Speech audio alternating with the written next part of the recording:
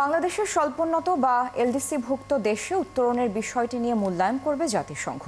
বুধবার প্রধান উপদেষ্টার প্রেস সেক্রেটারি জানান, এ নিয়ে তারা জানুয়ারির ১৫ তারিখের মধ্যে প্রতিবেদন দেবে।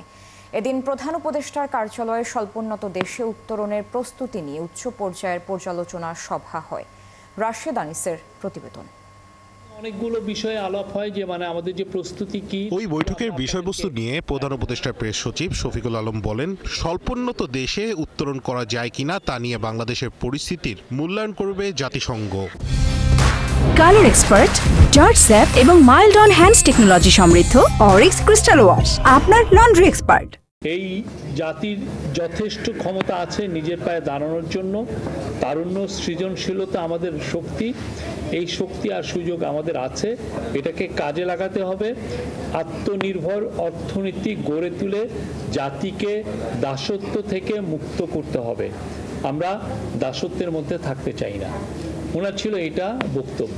বৈঠকে আলোচনা হয়, বিগত সরকারের দুর্নীতি ও লুটপাটের কারণে ব্যাংকিং খাত এখনো পুরোপুরি ঠিক করা যায়নি। শেখ হাসিনার আমলে যেই ধরনের লার্জ স্কেলে চুরি হয়েছে এবং পুরো ব্যাংকগুলোকে যেভাবে খালি করে দেওয়া হয়েছে, সেই কারণে এটা এনপিএল বেড়েছে।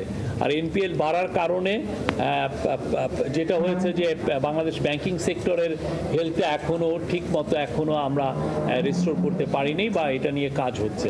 শফিকুল আলম আরও জানান, ইসলামী ক্যাটাগরির 5টি ব্যাংক শিগগিরই একীভূত হচ্ছে এবং ক্যাশলেস লেনদেন বাড়াতে বিশেষ গুরুত্ব দিচ্ছে সরকার। 9টি NBFI, non banking financial institution, যেগুলোকে অনেকে লিজিং কোম্পানি বলেন, তাদেরকে অবসায়ন করা হবে। রাশেদ আনিস, 71, ঢাকা।